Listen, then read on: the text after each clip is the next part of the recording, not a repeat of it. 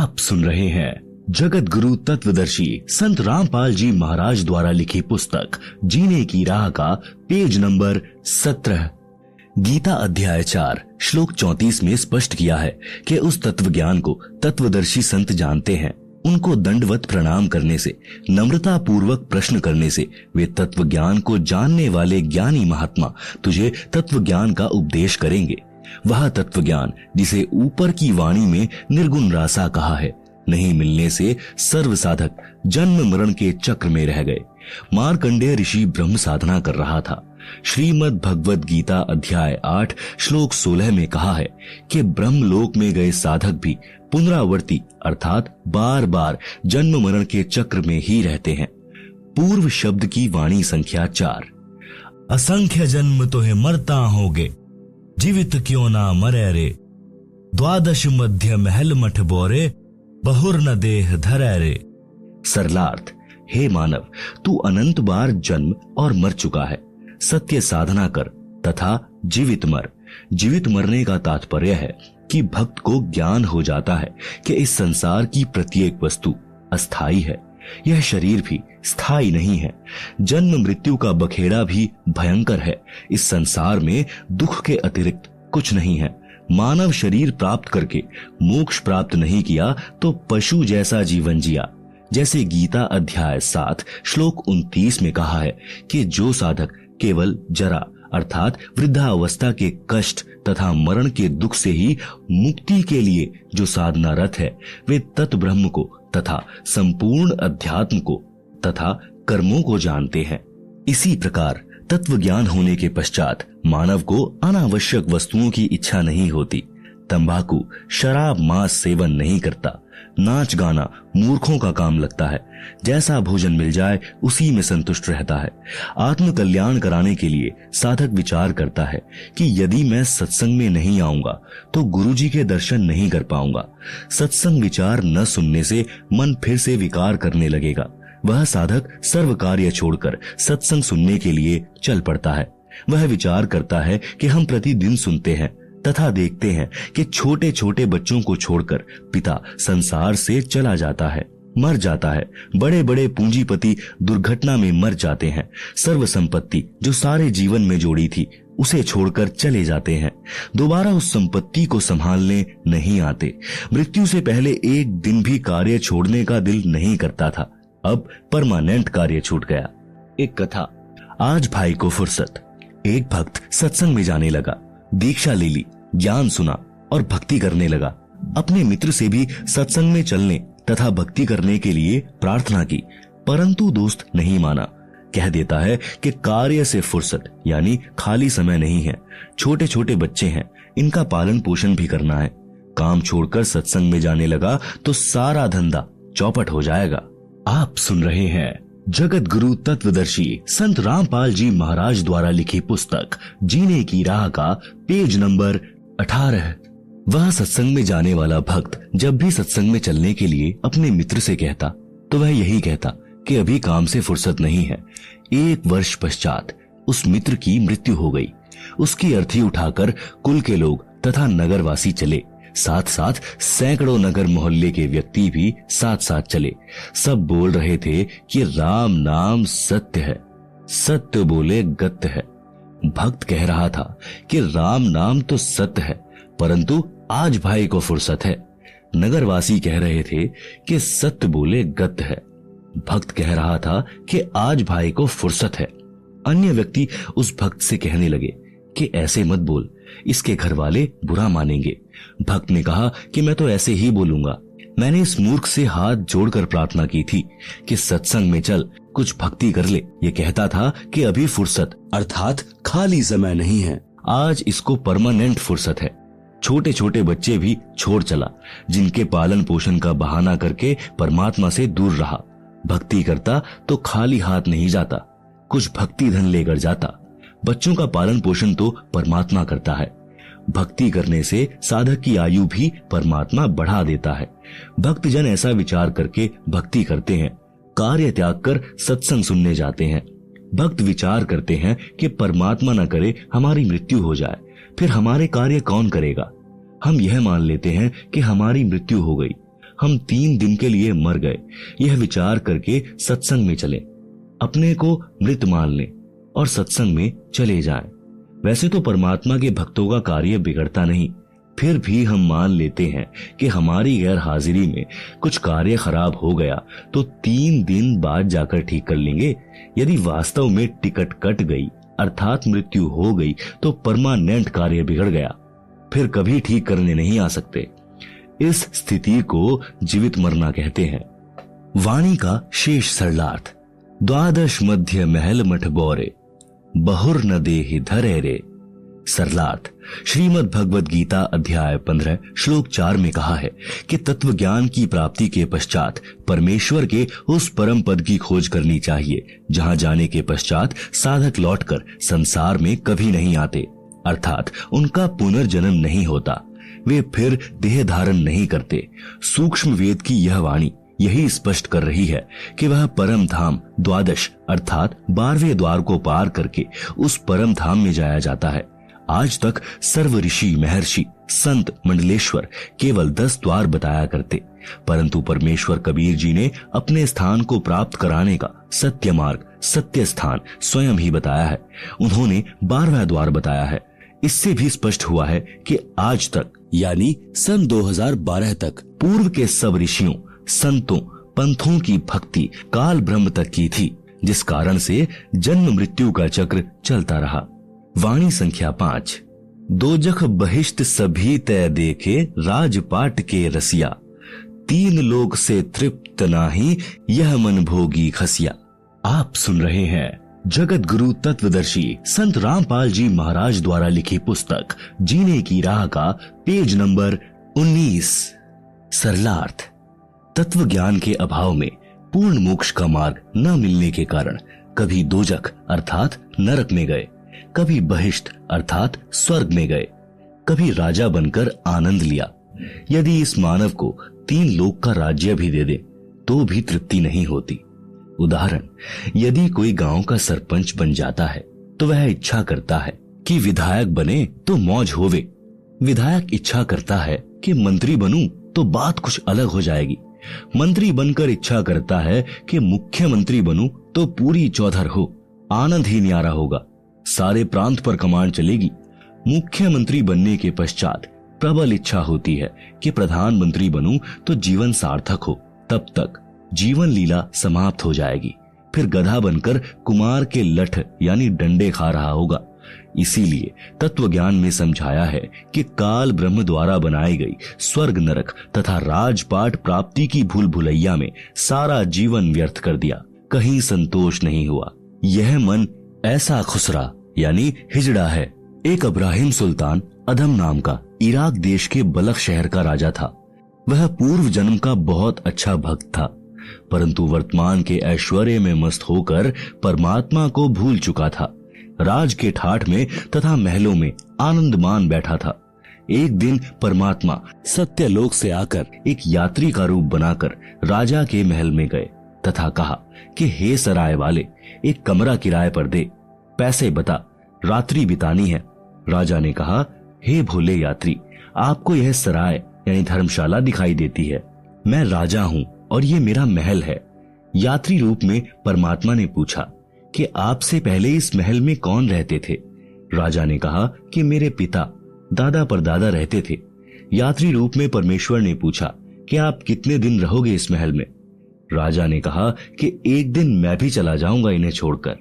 परमेश्वर बोले कि यह सराय नहीं तो क्या है, यह सराय है, जैसे तेरे बाप दादा गए ऐसे ही तू चला जाएगा, इसीलिए मैंने महलों को धर्मशाला बताया है। राजा को वास्तविकता का ज्ञान हुआ, संसार की इच्छा त्याग कर आत्म कल्याण करवाया। सदा रहने वाला सुख तथा अमर जीवन प्राप्त करने के लिए दीक्षा ली और आजीवन भक्ति की, अपना मानव जीवन सफल किया। वाणी नंबर 6। सतगुरु मिले तो इच्छा मेटे, पद मिल पदे समाना, चल हंसा उस लोक पठाऊं जो आदि अमर अस्थाना। सरलार्थ। यदि तत्वदर्शी संत सद्गुरु मिले तो उपरोक्त ज्ञान बताकर काल ब्रह्म के लोक की सर्व वस्तुओं से तथा पदों से इच्छा समाप्त करके पद मिल पदे समाना इसमें एक पद का अर्थ है पद्धति अर्थात शास्त्र विधि अनुसार साधना। दूसरे पद का अर्थ है परम पद यानी पदवी। सद्गुरु शास्त्र विधि अनुसार पद्धति बताकर परमेश्वर के उस परम पद की प्राप्ति करवा देता है जहाँ जाने के पश्चात साधक फिर लौटकर संसार में कभी नहीं आते। हे भक्त, चल तुझे उस लोक में भेज दूं जो आदि अमर स्थान है अर्थात गीता अध्याय 18 श्लोक 62 में वर्णित सनातन परम धाम है जहाँ पर परम शांति है।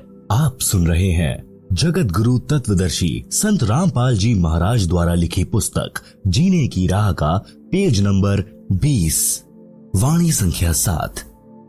चार मुक्ति जहां चंपी करती, माया हो रही दासी, दास गरीब अभय पद पर से मिले राम अविनाशी। सरलार्थ, उस सनातन परम धाम में परम शांति तथा अत्यधिक सुख है। काल ब्रह्म के लोक में चार मुक्ति मानी जाती हैं, जिनको प्राप्त करके साधक अपने को धन्य मानता है, परंतु वे स्थायी नहीं हैं।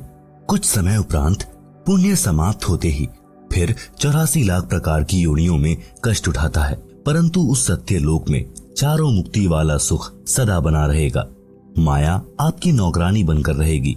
संत गरीबदास जी ने बताया है कि अमर लोक में जाने के पश्चात प्राणी निर्भय हो जाता है और उस सनातन परम धाम में वह अविनाशी राम अर्थात परमेश्वर मिलेगा। इसलिए पूर्ण मोक्ष के लिए शास्त्रानुकूल भक्ति करनी चाहिए, जिससे उस भगवान तक जाया जा सकता है। उपरोक्त वाणी तथा पूर्वोक्त विवरण से स्पष्ट हुआ कि श्री ब्रह्मा जी, श्री विष्णु जी तथा शिव जी और इनके पिता काल ब्रह्म अर्थात शर पुरुष व अक्षर पुरुष सर्व राम अर्थात प्रभु नाशवान है। केवल परम अक्षर ब्रह्म ही अविनाशी राम अर्थात प्रभु है। इस परमेश्वर की भक्ति से ही परम शांति तथा सनातन परम धाम अर्थात पूर्ण मोक्ष प्राप्त होगा, जहां पर चार मुक्ति का सुख सदा रहेगा। माया अर्थात सर्व सुख सुविधाएं साधक के नौकर की तरह हाजिर रहती हैं। सूक्ष्म वेद में परमात्मा कबीर जी ने कहा है कि माया दासी संत की उभय दे आशीष, विलसी और लातों छड़ी सुमर सुमर जगदीश। भावार्थ, सर्व सुख सुविधाएं धन से होती हैं। वह धन शास्त्र विधि अनुसार भक्ति करने वाले संत भक्त की भक्ति का स्वतः होने वाला, जिसको प्राप्त करना उद्देश्य नहीं, वह फिर भी अवश्य प्राप्त होता है, बाय प्रोडक्ट होता है। जैसे जिसने गेहूं की फसल बोई तो उसका उद्देश्य गेहूं का अन्न प्राप्त करना है, परंतु भुष अर्थात चारा भी अवश्य प्राप्त होता है। चारा तोड़ा गेहूं के अन्न का बाय प्रोडक्ट है। इसी प्रकार सत्य साधना करने वाले को अपने आप धन माया मिलती है, साधक उसको भोगता है, वह चरणों में पड़ी रहती है, अर्थात धन का अभाव नहीं रहता, अपितु आवश्यकता से अधिक प्राप्त रहती है। परमेश्वर की भक्ति करके माया का भी आनंद भक्त संत प्राप्त करते हैं तथा पूर्ण मोक्ष भी प्राप्त करते हैं। उसी प्रसंग को आगे बढ़ाते हैं कि मानव शरीर प्राप्त प्राणी को अपना उद्देश्य याद रखना चाहिए, भक्ति करके अपना कल्याण करवाना चाहिए। सूक्ष्म वेद में लिखा है कि राग आसावरी शब्द नंबर 71, यह सौदा फिर नाही संतो, यह सौदा फिर नाही, लोहे जैसा ताव जात है, काया देह सराही। तीन लोक और भुवन चतुर्दश, सब जग सौदे आही, दुगने तिगुने किए चौगुने, किन्हू मूल गवाही। आप सुन रहे हैं जगत गुरु तत्वदर्शी संत रामपाल जी महाराज द्वारा लिखी पुस्तक जीने की राह का पेज नंबर 21। भावार्थ, जैसे दो व्यापारी यानी बिजनेसमैन दूर किसी शहर में सौदा करने गए और 5-5 लाख रुपए मूलधन ले गए। एक ने अपने धन का सदुपयोग किया, धर्मशाला या होटल में किराए पर कमरा लिया, सामान खरीदा और महंगे मोल बेचा, जिससे उसने 20 लाख रुपए और कमा लिए। 2 वर्ष में वापिस अपने घर आ गया, सब जगह प्रशंसा हुई और धनी बन गया। दूसरे ने भी होटल या धर्मशाला में कमरा किराए पर लिया, शराब पीने लगा, वैश्याओं के नृत्य देखता, खाता और सो जाता। उसने अपना मूलधन 5 लाख रुपए भी नष्ट कर दिया। वापिस घर आया तो ऋण यानी कर्जा हो गया, जिससे 5 लाख रुपए उधार लेकर गया था, उसने अपने रुपए मांगे। ना देने पर उसको अपना मजदूर रखा, उससे अपना 5 लाख का धन पूरा किया। उपरोक्त वाणी का यही तात्पर्य है। 3 लोक यानी स्वर्ग लोक, पाताल लोक तथा पृथ्वी लोक में जितने भी प्राणी हैं वे सब अपना राम नाम का सौदा करने आए हैं। किसी ने तो दुगना, 3 गुना, 4 गुना धन कमा लिया, अर्थात पूर्ण संत से दीक्षा लेकर मनुष्य जीवन के श्वासों की पूंजी जो मूल धन है उसको सत्य भक्ति करके बढ़ाया। अन्य व्यक्ति जिसने भक्ति नहीं की या शास्त्र विधि त्याग कर मनमाना आचरण किया या अनधिकारी गुरु से दीक्षा लेकर भक्ति की, उसको कोई लाभ नहीं मिलता। यह पवित्र गीता अध्याय 16 श्लोक 23-24 में प्रमाण है, जिस कारण से उसने भी अपने मनुष्य जीवन के श्वास रूपी मूलधन को सत्य भक्ति बिना नष्ट कर लिया। भक्ति न करने से हानि का अन्य विवरण। शब्द नंबर 71 का शेष। यह दम टूटे पिंडा फूटे, हो लेखा दरगाह माही, उस दरगाह में मार पड़ेगी, जम पकड़ेंगे बाही। नर नारायण देही पाए कर, फेर 84 जाही, उस दिन की मोह डरनी लागे, लज्जा रह के नाही, जा सतगुरु की मैं बलिहारी, जो जामन मरण मिटाही, कुल परिवार तेरा कुटुंब कबीला, मसलित एक ठहराही, बांध पिंजरी आगे धर लिया, मरघट कूले जाही, अग्नि लगा दिया जब लंबा, फूंक दिया उस ठाही, पुराण उठा फिर पंडित आए, पीछे गरुड़ पढ़ाही।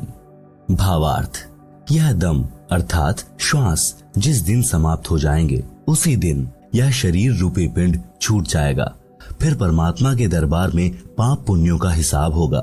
भक्ति न करने वाले या शास्त्र विरुद्ध भक्ति करने वाले को यम के दूत भुजा पकड़कर ले जाएंगे, चाहे कोई किसी देश का राजा भी क्यों ना हो।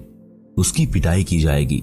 संत गरीबदास को परमेश्वर कबीर जी मिले थे, उनकी आत्मा को ऊपर लेकर गए थे, सर्व ब्रह्मांडों को दिखाकर, संपूर्ण अध्यात्म ज्ञान समझाकर वापस शरीर में छोड़ा था।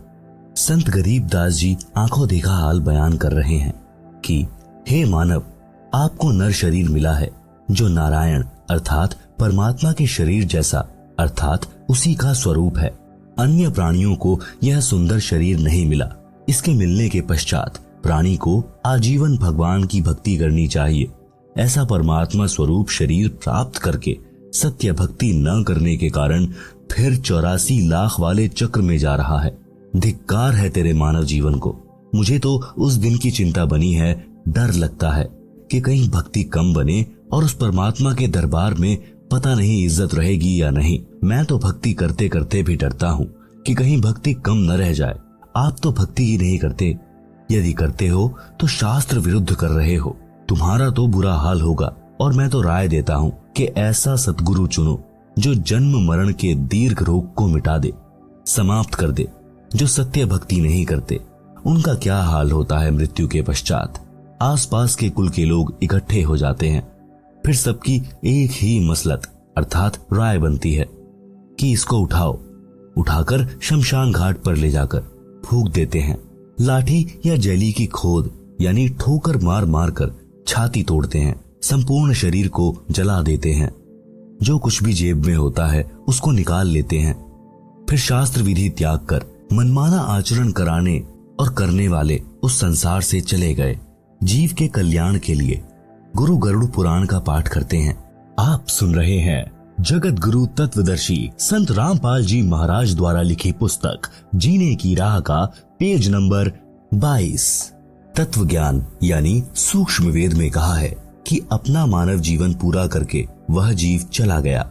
परमात्मा के दरबार में उसका हिसाब होगा। वह कर्मानुसार कहीं गधा कुत्ता बनने की पंक्ति में खड़ा होगा। मृत्यु के पश्चात गरुड़ पुराण का पाठ उसके क्या काम आएगा। यह व्यर्थ का शास्त्र विरुद्ध क्रियाक्रम है।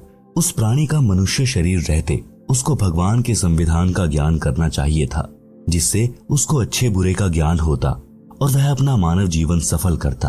प्रेत शिला पर जाय विराजे, फिर पितरों पिंड भराही, बहुर श्राद्ध खान कुं आया, काग भये कलिमाही।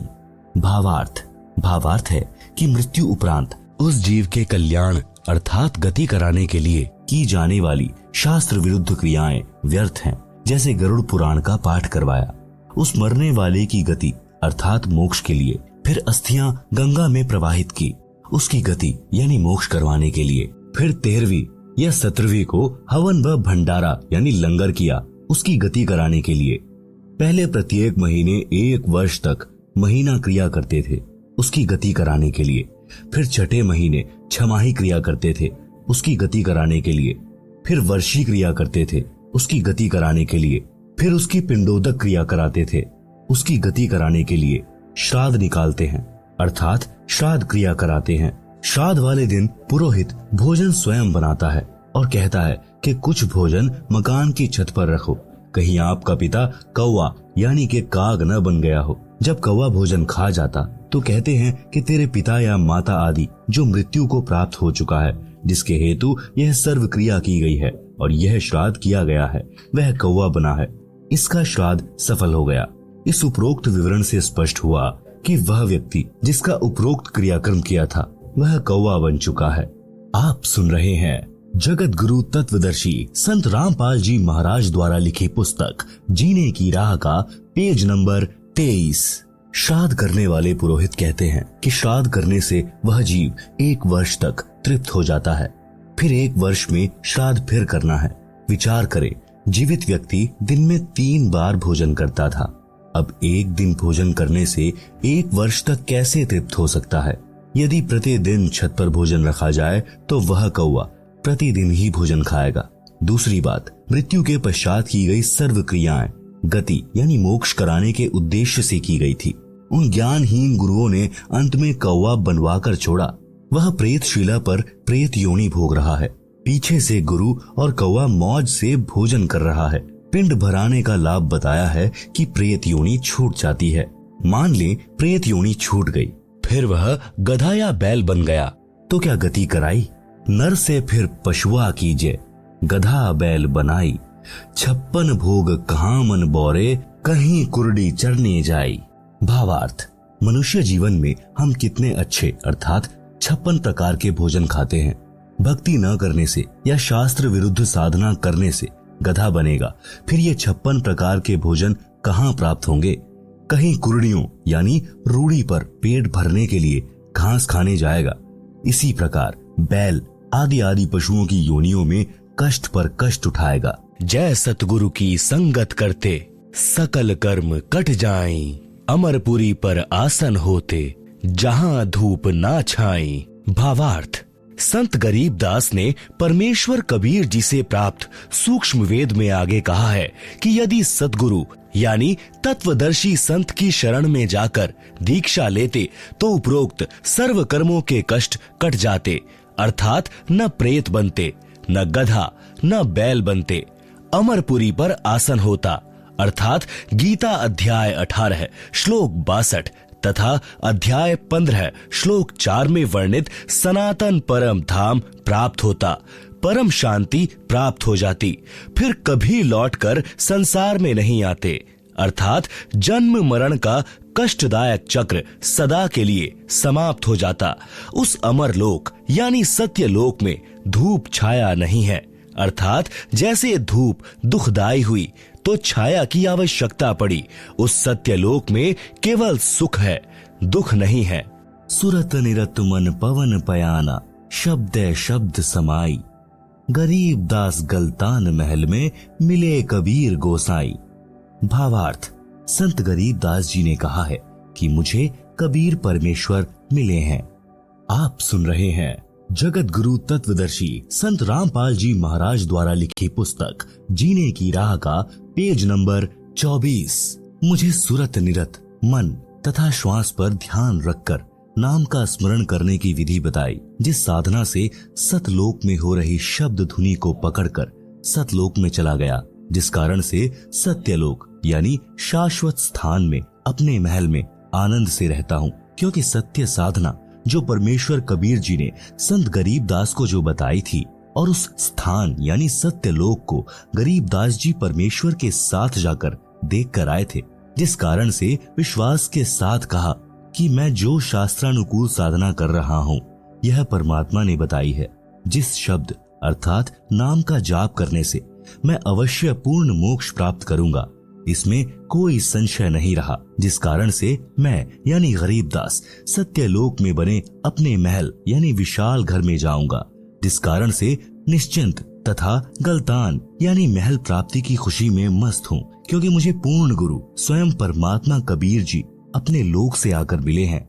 गरीबदास जी कहते हैं, अजब नगर में ले गए हमको सतगुरु आन, झिलके बिंब अगाध गति सूते चादर तान। भावार्थ, गरीबदास जी ने बताया है कि सतगुरु अर्थात स्वयं परमेश्वर कबीर जी अपने निज धाम सत्यलोक से आकर मुझे साथ लेकर अजब यानी अद्भुत नगर में अर्थात सत्यलोक में बने शहर में ले गए। उस स्थान को आंखों देखकर मैं परमात्मा के बताए भक्ति मार्ग पर चल रहा हूँ, सत्य नाम सार नाम की साधना कर रहा हूँ, इसलिए चादर तान कर सो रहा हूँ, अर्थात मेरे मोक्ष में कोई संदेह नहीं है। चादर तान कर सोना, निश्चिंत होकर रहना, जिसका कोई कार्य शेष न हो और कोई चादर ओढ़ कर सो रहा हो तो गांव में कहते हैं कि अच्छा चादर तान कर सो रहा है, क्या कोई कार्य नहीं है। इसी प्रकार गरीबदास जी ने कहा है कि अब बड़े बड़े महल बनाना व्यर्थ लग रहा है, अब तो उस सत्यलोक में जाएंगे जहां बने बनाए विशाल भवन हैं, जिनको हम छोड़कर गलती करके यहाँ काल के मृत्यु लोक में आ गए हैं। अब दांव लगा है, सत्य भक्ति मिली है तथा तत्व ज्ञान मिला है। सज्जनों, वह सत्य भक्ति वर्तमान में मेरे रामपाल दास जी के पास है, जिससे इस दुखों के घर संसार से पार होकर वह परम शांति तथा शाश्वत स्थान यानी सनातन परम धाम प्राप्त हो जाता है, जिसके विषय में गीता अध्याय 18 श्लोक 62 में कहा है तथा गीता अध्याय 15 श्लोक 4 में कहा है कि तत्वदर्शी संत से तत्व ज्ञान प्राप्त करके उस तत्व ज्ञान से अज्ञान का नाश करके उसके पश्चात परमेश्वर के उस परम पद की खोज करनी चाहिए, जहां जाने के पश्चात साधक फिर लौटकर संसार में कभी नहीं आता। भक्ति न करने से बहुत दुख होगा। सूक्ष्म वेद में कहा है, यह संसार समझदा नाही, कहंदा शाम दोपहरे नु, गरीब दास ये वक्त जात है, रोवोगे इस पहरे नु। आप सुन रहे हैं जगत गुरु तत्वदर्शी संत रामपाल जी महाराज द्वारा लिखी पुस्तक जीने की राह का पेज नंबर 25। भावार्थ, आध्यात्मिक ज्ञान के अभाव में परमात्मा के विधान से अपरिचित होने के कारण यह प्राणी इस दुखों के घर संसार में महान कष्ट झेल रहा है और इसी को सुख स्थान मान रहा है। जैसे एक व्यक्ति जून के महीने में दिन के 12 या 1 बजे हरियाणा प्रांत में शराब पीकर चिलचिलाती धूप में गिरा पड़ा है, पसीनों से बुरा हाल है, रेत शरीर से लिपटा है। एक व्यक्ति ने कहा, हे भाई उठ, तुझे वृक्ष के नीचे बैठा दूं, तू यहाँ पर गर्मी में जल रहा है। शराबी बोला कि मैं बिल्कुल ठीक हूँ, मौज हो रही है, कोई कष्ट नहीं है। एक व्यक्ति किसी कारण कोर्ट में गया, वहां उसका रिश्तेदार मिला, एक दूसरे से कुशल मंगल पूछी, दोनों ने कहा सब ठीक है, मौज है। एक व्यक्ति का एक लौता पुत्र बहुत रोगी था, उसको पीजीआई में भर्ती करा रखा था। लड़के की बचने की आशा बहुत कम थी। ऐसी स्थिति में माता पिता की क्या दशा होती है आसानी से समझी जा सकती है। रिश्तेदार मिलने आए और पूछा कि बच्चे का क्या हाल है। पिता ने बताया कि बचने का भरोसा नहीं। फिर पूछा, और कुशल मंगल है? पिता ने कहा कि सब मौज है। विचार करें, शराब के नशे में घोर धूप के ताप को झेल रहा था, फिर भी कह रहा था कि मौज हो रही है। कोर्ट कचहरियों में जो रिश्तेदार मिले, दोनों ही कह रहे थे कि सब मौज है। विचार करें, जो व्यक्ति कोर्ट के कोल्हू में फंसा है, उसको स्वप्न में भी सुख नहीं होता, फिर भी दोनों कह रहे थे कि मौज है, अर्थात आनंद है। जिस व्यक्ति का एक लौता पुत्र मृत्यु शैया पर हो, उसको मौज कैसी? इसलिए सूक्ष्म वेद में कहा है कि इस दुखालय संसार में यह प्राणी महाकष्ट को सुख मान रहा है। यह संसार समझदा नाही, कहंदा शाम दोपहरे नु, गरीब दास ये वक्त जात है, रोवोगे इस पहरे नु। भावार्थ, संत गरीबदास जी ने बताया है कि मनुष्य जन्म प्राप्त करके जो व्यक्ति भक्ति नहीं करता, वह कुत्ते, गधे आदि आदि की योनि में कष्ट उठाता है। कुत्ता रात्रि में आसमान की ओर मुख करके रोता है। इसलिए गरीब दास जी ने बताया है कि यह मानव शरीर का वक्त एक बार हाथ से निकल गया और भक्ति नहीं की तो इस समय यानी इस पहरे को याद करके रोया करोगे। भक्ति मार्ग पर यात्रा। जब तक आध्यात्मिक ज्ञान नहीं तब तक तो जीव माया के नशे में अपना उद्देश्य भूल चुका था। और जैसा ऊपर बताया है कि शराबी नशे में ज्येष्ठ महीने की गर्मी में दिन के दोपहर के समय धूप में पड़ा पड़ा पसीने व रेत में सना भी कह रहा होता है कि मौज हो रही है, परंतु नशा उतरने के पश्चात उसे पता चलता है कि तू तो जंगल में पड़ा है, घर तो अभी दूर है। आप सुन रहे हैं जगत गुरु तत्वदर्शी संत रामपाल जी महाराज द्वारा लिखी पुस्तक जीने की राह का पेज नंबर 26। कबीर जी ने कहा है कि यह माया अटपटी, सब घट आन अड़ी, किस किस को समझाऊं या कुएं भांग पड़ी। भावार्थ, अध्यात्म ज्ञान रूपी औषधि सेवन करने से जीव का नशा उतर जाता है। फिर वह भक्ति के सफर पर चलता है, क्योंकि उसे परमात्मा के पास पहुंचना है जो उसका अपना पिता है तथा वह सतलोक जीव का अपना घर है। यात्रा पर चलने वाला व्यक्ति सारे सामान को उठाकर नहीं चल सकता, केवल आवश्यक सामान लेकर यात्रा पर चलता है। इसी प्रकार भक्ति के सफर में अपने को हल्का होकर चलना होगा, तभी मंजिल को प्राप्त कर सकेंगे।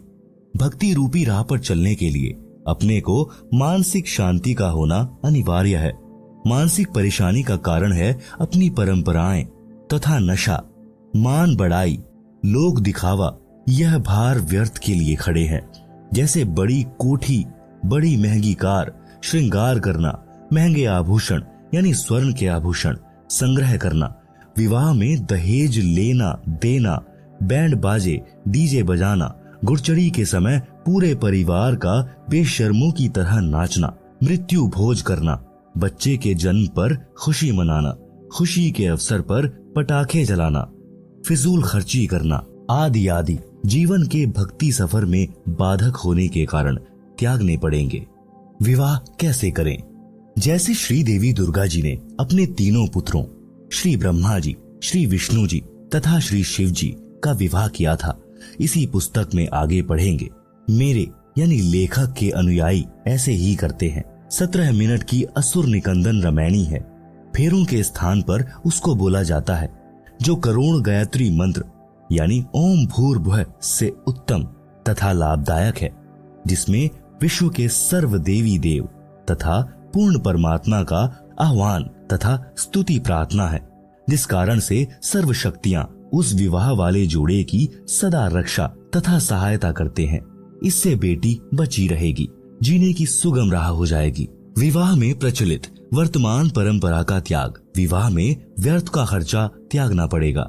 जैसे बेटी के विवाह में बड़ी बारात का आना, दहेज देना, यह व्यर्थ परंपरा है, जिस कारण से बेटी परिवार पर भार मानी जाने लगी है और उसको गर्भ में ही मारने का सिलसिला शुरू है, जो माता पिता के लिए महापाप का कारण बनता है। बेटी देवी का स्वरूप है। हमारी कुपरंपराओं ने बेटी को दुश्मन बना दिया। श्री देवी पुराण के 3 स्कंद में प्रमाण है कि इस ब्रह्मांड के प्रारंभ में तीनों देवताओं श्री ब्रह्मा जी, श्री विष्णु जी तथा श्री शिव जी का जब इनकी माता श्री दुर्गा जी ने विवाह किया, उस समय न कोई बाराती था, न कोई भाती था, न कोई भोजन भंडारा किया गया था, न डीजे बजा था, न कोई नृत्य किया गया था। श्री दुर्गा जी ने अपने बड़े पुत्र श्री ब्रह्मा जी से कहा कि हे ब्रह्मा, यह सावित्री नाम की लड़की तुझे तेरी पत्नी के रूप में दी जाती है, इसे ले जाओ और अपना घर बसाओ। इसी प्रकार अपने बीच वाले पुत्र श्री विष्णु जी से लक्ष्मी जी तथा छोटे बेटे श्री शिव जी को पार्वती जी को देकर कहा कि ये तुम्हारी पत्नियां हैं, इनको ले जाओ और अपना अपना घर बसाओ। तीनों अपनी अपनी पत्नियों को लेकर अपने अपने लोक में चले गए, जिससे विश्व का विस्तार हुआ। आप सुन रहे हैं जगत गुरु तत्वदर्शी संत रामपाल जी महाराज द्वारा लिखी पुस्तक जीने की राह का पेज नंबर 27। शंका समाधान। कुछ व्यक्ति कहते हैं कि पार्वती जी की मृत्यु हो गई थी। उस देवी का पुनर्जन्म राजा दक्ष के घर हुआ था। युवा होने पर देवी सती यानी पार्वती जी ने नारद के बताने के पश्चात श्री शिवजी को पति बनाने का दृढ़ संकल्प कर लिया और अपनी माताजी के माध्यम से अपनी इच्छा पिता दक्ष को बताई। तो राजा दक्ष ने कहा कि वह शिवजी मेरा दामाद बनने योग्य नहीं है, क्योंकि वह नग्न रहता है, केवल एक मृग छाल पर्दे पर बांधता है, शरीर पर राख लगाकर भांग के नशे में रहता है, सर्पों को साथ रखता है। ऐसे व्यक्ति से मैं अपनी बेटी का विवाह करके जगत में हंसी का पात्र नहीं बनूंगा। परंतु देवी पार्वती भी जिद की पक्की थी। उसने अपनी इच्छा श्री शिवजी के पास भिजवा दी और कहा कि मैं आपसे विवाह करना चाहती हूँ। राजा दक्ष ने पार्वती जी का विवाह किसी अन्य के साथ निश्चित कर रखा था। उसी दिन श्री शिवजी अपने साथ हजारों की संख्या में भूत प्रेत, भैरव तथा अपने गणों को लेकर विवाह मंडप पर पहुंच गए। राजा दक्ष के सैनिकों ने विरोध किया। शिव की सेना और दक्ष की सेना में युद्ध हुआ। पार्वती ने शिवजी को वरमाला पहना दी। पार्वती को बलपूर्वक लेकर श्री शिवजी कैलाश पर्वत पर अपने घर ले गए। कुछ व्यक्ति कहते हैं कि देखो, श्री शिवजी भी भव्य बारात लेकर पार्वती से विवाह करने आए थे, इसलिए बारात की परंपरा पुरातन है, इसलिए बारात बिना विवाह की शोभा नहीं होती। इसका उत्तर यह है कि यह विवाह नहीं था, यह तो प्रेम प्रसंग था। श्री शिवजी बारात नहीं सेना लाए थे। पार्वती को बलपूर्वक उठाकर ले जाने के लिए विवाह की पुरातन परंपरा श्रीदेवी महापुराण के 3 स्कंद में है, जो ऊपर बता दी है। बेटियों तथा बेटों को चाहिए कि अपने माता पिताजी की इच्छा अनुसार विवाह करें। प्रेम विवाह महाक्लेश का कारण बन जाता है। जैसे भगवान शिवजी और पार्वती जी का किसी बात पर मनमुटाव हो गया। शिवजी ने पार्वती जी से पत्नी व्यवहार बंद कर दिया तथा बोलचाल भी बंद कर दी। पार्वती ने सोचा कि अब यह घर मेरे लिए नरक हो गया है, इसलिए कुछ दिन अपनी माँ के पास चली जाती हूँ। पार्वती जी अपने पिता दक्ष के घर मायके में चली गई। उस दिन राजा दक्ष ने एक हवन यज्ञ का आयोजन किया हुआ था। राजा दक्ष ने अपनी बेटी का सत्कार नहीं किया तथा कहा कि आज क्या लेने आई हो, देख लिया उसका प्रेम, चली जा घर से। पार्वती जी ने अपनी माता से श्री शिवजी के नाराज होने की कथा बता दी थी। माता ने अपने पति दक्ष को सब बताया था।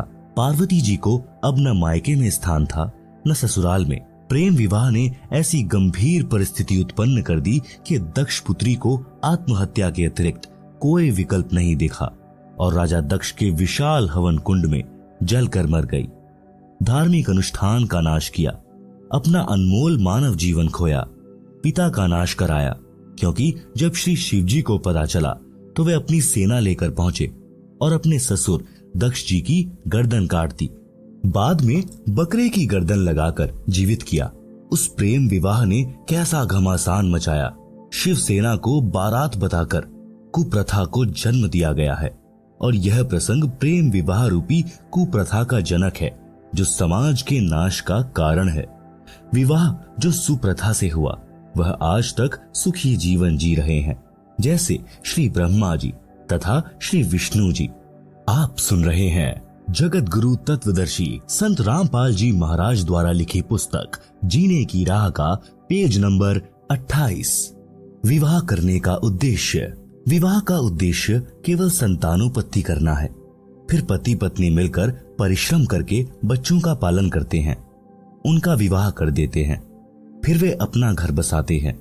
इसके अतिरिक्त प्रेम विवाह समाज में अशांति का बीज बोना है, समाज बिगाड़ की चिंगारी है। प्रेम प्रसंग कैसा होता है? उत्तर, जो चरित्रहीन लड़के लड़की होते हैं वे चलते समय अजीबोगरीब एक्टिंग करते हैं। उन लजमारों की दृष्टि भी टेढ़ी मेढ़ी चलती है। कभी बनावटी मुस्कुराना, मुड़ मुड़ कर आगे पीछे देखना, चटक मटक कर चलना उन पाप आत्माओं का शौक होता है, जो अंत में प्रेम विवाह का रूप बन जाता है। बाद में उनको पता चलता है कि दोनों के अन्य भी प्रेमी प्रेमिकाएं थी। फिर उनकी दशा भगवान शिव जी पार्वती वाली होती है, न घर के रहते हैं न घाट के। विवाह करने का उद्देश्य ऊपर बता दिया है। इससे हटकर जो भी कदम युवा उठाते हैं वह जीवन सफर को नरक बनाने वाला होता है। यदि किसी का प्रेम संबंध भी बन जाए तो इस बात का ध्यान अवश्य रखें कि अपने समाज की मर्यादा जैसे गोत्र, गांव तथा विवाह क्षेत्र भंग न होती हो, जिससे कुल व माता पिता की इज्जत को ठेस पहुंचे। गलती से ऐसा हो भी जाए और बाद में पता चले तो लड़के लड़की को चाहिए कि तुरंत उस प्रेम को तोड़ दें। अंतर जातीय विवाह वर्तमान में करने में कोई हानि नहीं है, परंतु उपरोक्त मर्यादा का ध्यान अवश्य रखें। भगवान शिव जी ने भी देवी पार्वती को इसी कारण से त्यागा था। आगे की कथा इस प्रकार है। भगवान शिव का अपनी पत्नी को त्यागना। जिस समय श्री रामचंद्र पुत्र श्री दशरथ यानी राजा अयोध्या वनवास का समय बिता रहे थे, उस दौरान सीता जी का अपहरण लंका के राजा रावण ने कर लिया था। श्री राम को पता नहीं था। सीता जी के वियोग में श्री राम जी विलाप कर रहे थे। आकाश से शिव पार्वती ने देखा। पार्वती ने शिव से पूछा कि यह व्यक्ति इतनी बुरी तरह क्यों रो रहा है, इस पर क्या विपत्ति आई है। आप सुन रहे हैं जगत गुरु तत्वदर्शी संत रामपाल जी महाराज द्वारा लिखी पुस्तक जीने की राह का पेज नंबर 29। श्री शिव जी ने बताया कि यह साधारण व्यक्ति नहीं है, यह श्री विष्णु जी हैं, जो राजा दशरथ के घर जन्मे हैं, अब वनवास का समय बिता रहे हैं। इनकी पत्नी सीता भी इनके साथ आई थी, उनका किसी ने अपहरण कर लिया है, इसलिए दुखी हैं। पार्वती जी ने कहा कि मैं सीता रूप धारण करके इनके सामने जाऊंगी, यदि मुझे पहचान लेंगे तो मैं मानूंगी कि ये वास्तव में भगवान हैं। शिव जी ने पार्वती से कहा था कि यह गलती ना करना, यदि आपने सीता रूप धारण कर लिया तो मेरे काम की नहीं रहोगी। पार्वती जी ने उस समय तो कह दिया कि ठीक है, मैं परीक्षा नहीं लूंगी, परंतु शिव के घर से बाहर जाते ही सीता रूप धार कर श्री राम के सामने खड़ी हो गई। श्री राम बोले कि हे दक्ष पुत्री माया, आज अकेले कैसे आई, श्री शिव जी को कहां छोड़ आई। तब देवी जी लज्जित हुई और बोली कि भगवान शिव सत्य ही कह रहे थे कि आप त्रिलोकी नाथ हैं, आपने मुझे पहचान लिया, मैं परीक्षा लेने आई थी। भगवान शिव को भी पता चल गया कि पार्वती ने सीता रूप धारण करके परीक्षा ली है। पार्वती जी से पूछा कि कर दिया वही काम जिसके लिए मना किया था। पार्वती जी ने झूठ भी बोला कि मैंने कोई परीक्षा नहीं ली है, परंतु शिव जी पूर्ण रूप से नाराज हो गए और प्रेम विवाह नरक का कारण बना, जो ऊपर आप जी ने पढ़ा है। इसलिए युवाओं से निवेदन है कि अपनी कमजोरी के कारण माता पिता तथा समाज में विष न घोलें। विवाह करना अच्छी बात है, बकवाद करना बुरी बात है। विवाह के लिए माता पिता समय पर स्वयं चिंतित हो जाते हैं और विवाह करके ही दम लेते हैं। फिर युवा क्यों सिरदर्द मोल लेते हैं। जब तक विवाह नहीं होता चाव चढ़ा रहता है, विवाह के पश्चात बच्चे हो जाते हैं। 7 साल के पश्चात महसूस होने लगता है कि या के बनी। जैसे हरियाणवी कवि यानी स्वांगी जाट मेहर सिंह जी ने कहा है कि विवाह करके देख लियो, जिसने देखी जेल नहीं है। जैसे जेल में 4 दीवारी के अंदर रहना मजबूरी होती है, इसी प्रकार विवाह के पश्चात माता पिता के लिए, अपने परिवार के पोषण के लिए, गृहस्थी जीवन जीने के लिए सामाजिक मर्यादा रूपी 4 दीवारी के अंदर रहना अनिवार्य हो जाता है। अपनी मर्जी नहीं चला सकता, यानी नौकरी वाला नौकरी पर जाता है, मजदूर मजदूरी पर, तथा किसान खेत के कार्य को करने के लिए मजबूर है, जो जरूरी है। इसलिए विवाहित जीवन मर्यादा रूपी कारागार कही जाती है। परंतु इस कारागार बिना संसार की उत्पत्ति नहीं हो सकती। अपने माता पिता जी ने भी विवाह किया, अपने को अनमोल मनुष्य शरीर मिला। इस शरीर में भक्ति करके मानव मोक्ष प्राप्त कर सकता है, जो विवाह का ही वरदान है। इस पवित्र संबंध को चरित्रहीन व्यक्ति कामुक कथा सुनाकर तथा राग रागिनी गाकर युवाओं में वासनाओं को उत्प्रेरित करते हैं, जिससे शांत व मर्यादित मानव समाज में आग लग जाती है। आप सुन रहे हैं जगत गुरु तत्वदर्शी संत रामपाल जी महाराज द्वारा लिखी पुस्तक जीने की राह का पेज नंबर 30, जिस कारण से कई परिवार उजड़ जाते हैं। जैसे समाचार पत्रों में पढ़ने को मिलता है कि युवक तथा युवती ने गांव की गांव में प्रेम करके नाश का बीज बो दिया। लड़की वालों ने अपनी लड़की को बहुत समझाया, परंतु गंदी फिल्मों से प्रेरित लड़की ने एक नहीं मानी। परिवार वालों ने लड़की की हत्या कर दी, जिस कारण से लड़की का भाई, पिता, माता तथा भाभी भी जेल गए। आजीवन कारागार हो गई। उन दोनों ने प्रेम प्रसंग रूपी अग्नि से परिवार जला दिया, बसे बसाए घर का नाश कर दिया। अन्य बहुत से उदाहरण हैं जिनमें ऑनर किलिंग का मुकदमा बनने से फांसी तक सजा का प्रावधान है। हे युवा बच्चों, विचार करो, माता पिता आपसे क्या क्या उम्मीद लिए जीते हैं। आपको पढ़ाते हैं, पालते हैं, आप सामाजिक मर्यादा को भूलकर छोटी सी भूल के कारण महान गलती करके जीवन नष्ट कर जाते हो। इसलिए बच्चों को सत्संग सुनना अनिवार्य है। सामाजिक ऊंच नीच का पाठ पढ़ाना आवश्यक है, जिसका लगभग अभाव हो चुका है। एक प्रश्न, बारात का प्रचलन कैसे हुआ? उत्तर, राजा लोगों से प्रारंभ हुआ। वे लड़के के विवाह में सेना लेकर जाते थे। रास्ते में राजा की सुरक्षा के लिए सेना जाती थी, जिसका सब खर्च लड़की वाला राजा वहन करता था। सेठ साहूकार दहेज में अधिक आभूषण तथा धन देते थे। वे गांव के अन्य गरीब वर्ग के व्यक्तियों को दिहाड़ी पर ले जाते थे, जो सुरक्षा के लिए होते थे। उनको पहले दिन लड़के वाला अपने घर पर मिठाई खिलाता था। लड़की वाले से प्रत्येक रक्षक को एक चांदी का रुपया तथा एक पीतल का गिलास दिलाया जाता था। जो गरीब वर्ग अपनी गाड़ी तथा बैल ले जाते थे, उनको कुछ अधिक राशि का प्रलोभन दिया जाता था। पहले जंगल अधिक होते थे, यातायात के साधन नहीं थे। इस प्रकार यह एक परंपरा बन गई। उस समय अकाल गिरते थे, लोग निर्धन होते थे। कोई धनी अकेला मिल जाता था तो उसको लूटना आम बात थी। इस कारण से बारात रूपी सेना का प्रचलन हुआ। फिर यह एक लोक दिखावा परंपरा बन गई, जिसकी अब बिल्कुल आवश्यकता नहीं है। एक और प्रश्न, भात तथा न्योंदा न्योंदार कैसे चला? उत्तर, उसका मूल भी बारात का आना, दहेज का देना, बारात ले जाने के लिए लड़के वाले द्वारा मिठाई खिलाना, लड़की वाले के लिए भी उस बारात के लिए मिठाई तथा रुपया गिलास देना आदि के कारण भात तथा न्योता यानी न्योंदा प्रथा प्रारंभ हुई।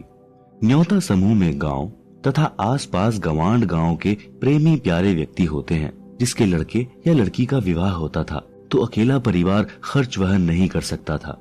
उसके लिए लगभग 100 या अधिक सदस्य उस समूह में होते हैं।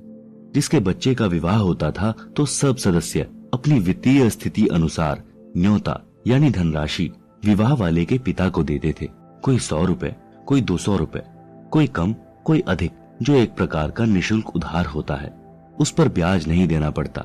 सबका न्योते का धन लिखा जाता है।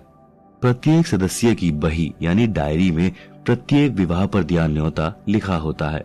इस प्रकार विवाह वाले परिवार को धन की समस्या नहीं आती है। आप सुन रहे हैं जगत गुरु तत्वदर्शी संत रामपाल जी महाराज द्वारा लिखित पुस्तक जीने की राह का पेज नंबर 31। भात। भात भी इसी कड़ी में भरा जाता है। बहन के बच्चों के विवाह में कुछ कपड़े तथा नकद धन देना यानी भाई द्वारा की गई सहायता भात कहा जाता है। जो धन बहन को लौटाना नहीं होता। जिन बहनों के भाई नहीं हैं, वे उस दिन अति दुखी होती हैं, एकांत में बैठकर रोती हैं। पीलिया। लड़की को संतान उत्पन्न होने पर मायके वालों की ओर से जच्चा के लिए घर का देशी शुद्ध घी, कुछ गोंद यानी घी, आटा भूनकर गोला, अजवाइन, काली मिर्च का मिश्रण गोंद कहलाता है। नवजात बच्चे के छोटे छोटे कपड़े यानी झुगले भी मायके वाले तथा लड़की की ननंदों द्वारा लाए जाते हैं। यह परंपरा है जो कपड़े 1 वर्ष के पश्चात व्यर्थ हो जाते हैं। इस तरह की परंपरा को त्यागना है, क्योंकि जीवन के सफर में व्यर्थ का भार है। आप अपनी बेटी की सहायता कर सकते हैं, जैसे गाय भैंस लेनी है। बेटी की वित्तीय स्थिति कमजोर है तो उसको नकद रुपए दे सकते हैं, परंतु विवाह के समय नहीं। बेटी का आपकी संपत्ति में से हक दे सकते हैं अगर बेटी लेना चाहे तो। बेटी को चाहिए कि आवश्यकता पड़ने पर धन ले, परंतु फिर लौटा दे। परमात्मा पर विश्वास रखें, आपका सम्मान बना रहेगा। समाधान। इन सब का समाधान है कि विवाह को सूक्ष्म वेद के अनुसार किया जाए। आप जी ने 4 वेद सुने हैं, यजुर्वेद, ऋग्वेद, सामवेद तथा अथर्ववेद, परंतु 5वां वेद सूक्ष्म वेद है, जो स्वयं पूर्ण ब्रह्म जी ने पृथ्वी पर प्रकट होकर अपने मुख कमल से अमृतवाणी द्वारा प्रदान किया है। मेरे यानी रामपाल दास के अनुयायी उसी 5वें वेद के अनुसार विवाह रस्म करते हैं, जिसमें कोई उपरोक्त परंपरा की आवश्यकता नहीं पड़ती। विवाह पर तथा अन्य अवसरों लड़की लड़के वाले पक्ष का कोई खर्च नहीं कराना होता, केवल कन्यादान यानी बेटी दान करना है। लड़की अपने पहनने के लिए केवल 4 ड्रेस ले जा सकती है। जूता तो पहन ही रखा है। बस जिस घर में जाएगी वह परिवार उस बेटी को अपने घर के सदस्य की तरह रखेगा, अपने घर की वित्तीय स्थिति के अनुसार अन्य सदस्य के समान सर्व आवश्यक वस्तुएं उपलब्ध कराएगा। बेटी अपने माता पिता भाई भाभी पर कोई भार नहीं बनेगी। जब कभी अपने मायके आएगी तो कोई सूट तथा नकद नहीं लेगी, जिस कारण से भाभी भाई को भी प्यारी लगेगी। भाभी को ननंद इसलिए खटकती है कि आ गई, 4-5 हजार खर्च करवा कर जाएगी, परंतु हमारी बेटी सम्मान के साथ आएगी और सम्मान के साथ लौट जाएगी। अपने मायके वालों से कोई वस्तु नहीं लेगी, जिससे दोनों पक्षों का परस्पर अधिक प्रेम सदा बना रहेगा। भक्ति भी अच्छी होगी। इस प्रकार जीने की यथार्थ राह पर चलकर हम शीघ्र मंजिल पर यानी मोक्ष तक पहुंचेंगे। एक प्रश्न, जिनको संतान प्राप्त नहीं होती है उस बे औलादे यानी संतानहीन का तो सुबह या शुभ कर्म को जाते समय मुख देखना भी बुरा मानते हैं, ऐसा क्यों? उत्तर, यह संपूर्ण आध्यात्मिक ज्ञान के टोटे के कारण गलत धारणा है। पाठक जन इसी पुस्तक के पृष्ठ 6 पर पढ़ें कि एक व्यक्ति के 4 पुत्र थे, उसको अधरंग हो गया तो किसी ने सेवा नहीं की। क्या उस आदमी के दर्शन इसलिए अच्छे हैं कि उसके संतान है? उसकी दुर्गति को कौन देखना अच्छा समझेगा? कृतघ्न पुत्र। एक व्यक्ति के 2 पुत्र थे। वह व्यक्ति फौज से सेवानिवृत्त था। पेंशन बनी थी। पुत्र अलग अलग हो गए। छोटे पुत्र ने माता को अपने घर पर रख लिया, क्योंकि बच्चे छोटे थे। माता उनकी देखरेख के लिए चाहिए थी। बड़े के बाटे पिता आ गया। पिता ने कहा कि मैं पेंशन के रुपए उसको दूंगा जिसमें रोटी खाऊंगा। छोटा बेटा कहता था कि आधी आधी पेंशन बांट दिया कर। पिता ने मना कर दिया तो एक दिन पिता के सिर में लाठी मारी। पिता तुरंत मर गया। लड़के को आजीवन कारावास की सजा हो गई। व्यक्ति को पुत्र प्राप्त होने के कारण उसके दर्शन शुभ माने जाते थे, जिसके साथ अशुभ हो गया। अब आध्यात्मिक तराजू यानी बैलेंस में तोलकर देखते हैं कि बिना संतान वाले के दर्शन शुभ हैं या अशुभ। जैसे इसी पुस्तक में ऊपर स्पष्ट किया है कि परिवार संस्कार से बनता है। कोई कर्ज उतारने के लिए पिता पुत्र, पत्नी, माता पिता, बहन भाई आदि के रूप में जन्म लेकर परिवार रूप में ठाठ से रहते दिखाई देते हैं, परंतु कई युवा अवस्था में मर जाते हैं, कई विवाह होते ही मर जाते हैं। ये सब अपना ऋण पूरा होते ही अविलंब शरीर त्याग जाते हैं। जिनको संतान नहीं हुई है उनका कोई लेन देन शेष नहीं है। वे यदि पूर्ण गुरु से दीक्षा लेकर भक्ति करें तो उन जैसा सौभाग्यवान कोई नहीं है। न किसी के जन्म की खुशी, न मृत्यु का दुख। उन बिना औलाद वालों का दर्शन तो अति शुभ है।